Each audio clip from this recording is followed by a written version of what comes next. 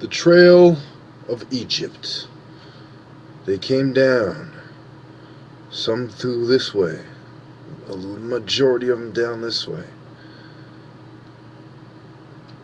And they settled around here, around the Niger River. On the top,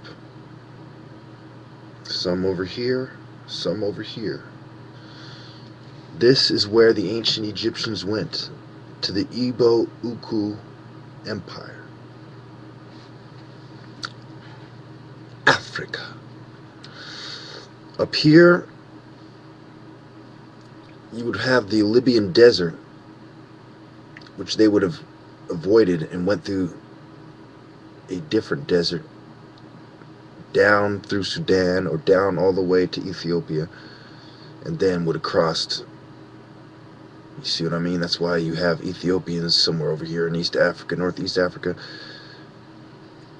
And so the Nubians and ancient Egyptians went down and crossed and ended up here. And some of them ended up in South Africa, the Lemba tribe, and some of them end up in Ethiopia. So the Igbos are more significant than the Ethiopians as far as being close to God and the image of God. And I'll tell you why. The difference between Igbos and Ethiopians is the Ethiopians were mixed with Arabs and other races. They're basically almost the same people. So as far as the land of Ethiopia, it's more relevant to the Bible. But as far as the people, I would say the Igbos who migrated to Nigeria before archaeologists could record them, which would put them in the 5,000, 6,000 BCE, because as I showed you in my other videos, the top archaeologists from colleges and people who put out articles, they are in agreement that they can't figure out where the Igbos came from. This points to a ancient migration from Northeast Africa, which is exactly what my argument is. So the only way they could have got there, and the only people they could have been, bingo. End of story. This is the ancestors of, this is the descendants of Menzies. Their ancestors were Menzies and Djoser in the first, second, third, fourth dynasty of Egypt. People like Imenhotep. This is where you have them. Then in Nigeria, you know, you have Benue State and Benin and Aba and Jos and etc. You have these different small cities and big cities like Lagos and Abuja, and you have different cities that take, they have different demographic populations, demographics. Now, once you understand that the irrefutable privileges of being the descendant of the ancient Egyptians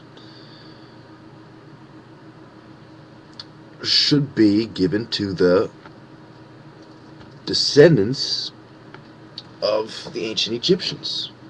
And to say that the Igbos are not the descendants of the ancient Egyptians is inadequate. Until you can prove that there's another explanation for the sideways cross, for the linguistics, for the etymology, for the migrations, for the anthropological evidence, for the evidence in art and statues, until you can prove there is another source for the system of writing, for the ritualistic dances and sacred ground, and metal casting, bronze work, alchemy, copper, until you can show me that the inhabitants of the Igbo Ukwu era and their metal working art, which went on through the 9th century, until you can show me where that came from, and that it did not come from ancient Egypt, then you are a fucking liar to assume that any other descendants are ancient Egyptian other than the Igbos, the Yoruba, and the southern Niger, the people who live in Niger on the southern region. And perhaps some people of Cameroon, Ethiopia, and the Lemba tribe. Until you can show me evidence that that is not the case,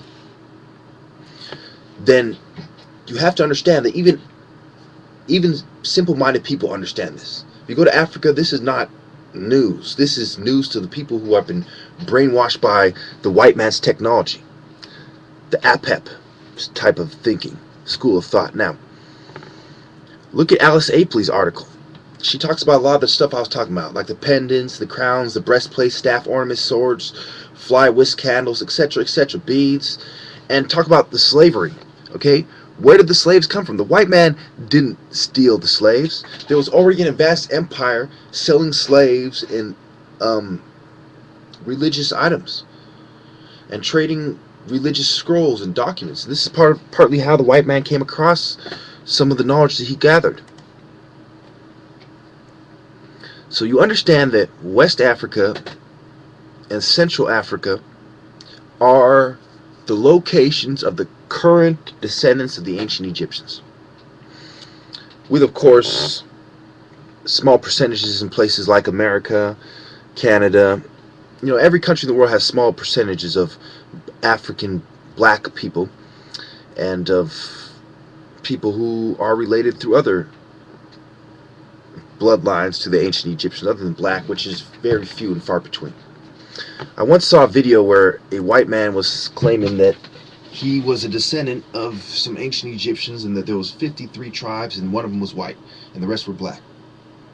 So there's interesting points of view and other people who have their point of view, but mine is the true point of view because I've had the knowledge. I grew up with the knowledge. I grew up with tales from Africa. I grew up with swords from Africa.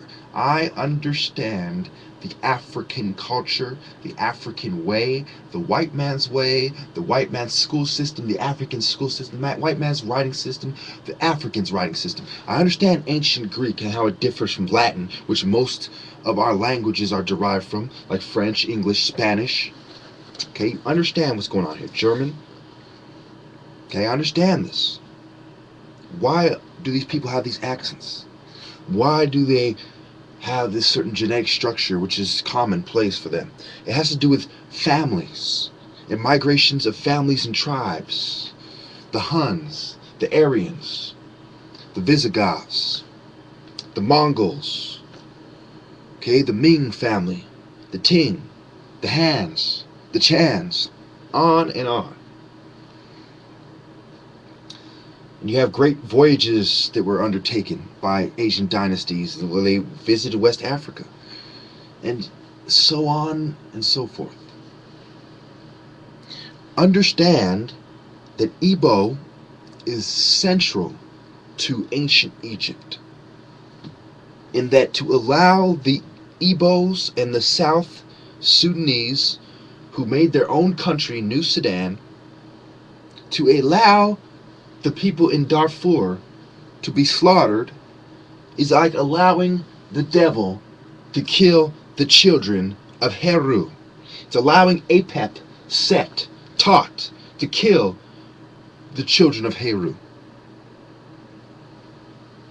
Waheh and Hehet and Osiris and Ra and Amen-Ra and Apis and Hathor and Bastet, they all look on. Herket, Sarket, on and on.